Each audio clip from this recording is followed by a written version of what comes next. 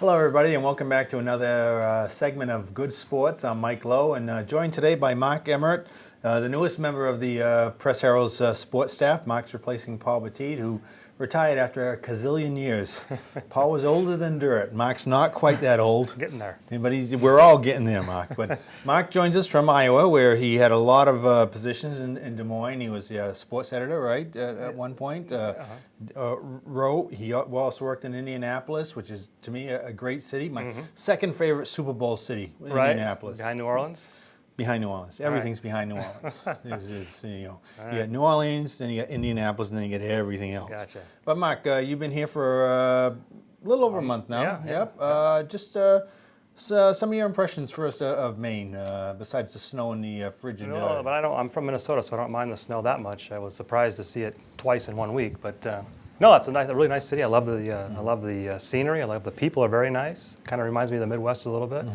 I lived in Duluth for 5 years, and this city reminds me a lot of Duluth, Minnesota, actually. So I'm liking it so far. And you guys have all been great.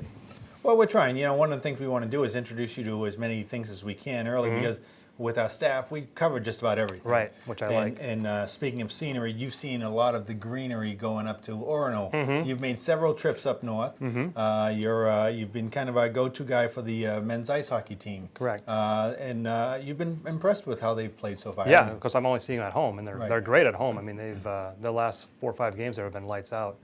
On the road, I'm not sure what's happening with them, but they've got a lot of really good young talent, and I think February, March rolls around, maybe they could make some noise in the Hockey East. Well, it's a long drive for us up to Orono. It's even longer for all their opponents, unless they're flying into Bangor, which I don't think a lot of these teams do. So fatigue is a factor for them? I think fatigue and bad backs on the bus, and, you got the bad headphones that might have blasted your ears a little too much. All right, I'll check into that. It's a built-in home it's a beautiful ice arena, advantage. yeah. It is a beautiful and the people are so passionate about it, and they're wearing their little bear heads and stuff. It's really kind of, I covered college hockey in Duluth for a while, too, and I really like that level of hockey. The Bulldogs were they? Or? The Bulldogs, yeah.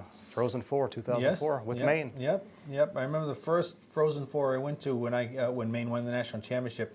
NCAA made a mistake. They printed out the Maine Brown Bears. Oh, really? Yeah, they had T-shirts all over the hotel lobby. The Maine Brown. Did Bears. they used to be the Brown Bears and then became the Black Bears? They were never the Brown Bears. Really? Brown University is the Brown Bears.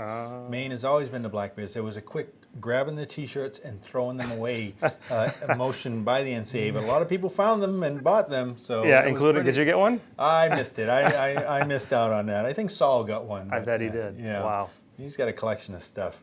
But Mark's also covering some high school hockey for us as well, and he's kind of being introduced to the local teams there.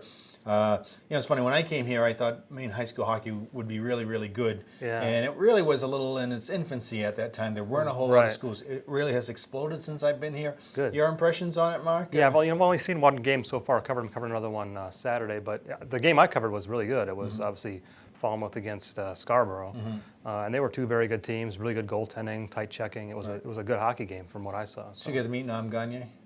I did. I've talked to him a couple times. Yeah, he's quite a character. He's a character. Yes, that's a way to put it. A legend here in the state. Yeah, I can see that, which I like. I like those kind of oversized hockey coaches that the big personalities and tell you how it is. Yeah. Now, when you were out in the Midwest, did you follow? What professional teams did you follow, Mark? Well, obviously I grew up as a Twins fan, Vikings.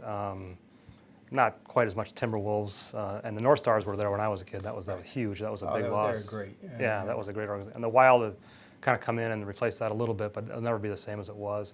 And then Minnesota Gophers basketball was huge for me and my family. My dad took me to a lot of games at Williams Arena, so those are the teams that I followed the most. Did you see the same passion in the Midwest as there is here in Maine for the New England teams, like the Patriots and the Red Sox? Yeah, probably maybe even more so here. And of course, you guys have been a lot more successful out here than the Minnesota teams have ever been. Just since the 2000s, since we changed it to 2000. Recently, they broke off the 20th century, moved into the 21st, and Boston became title town. Well, Minnesota's waiting for the 22nd century, I guess, because we did have 2 Twins World Championships, and I was actually at both of those. I took my dad to a World Series game in '87, which was a highlight of my life, sporting life. But which one?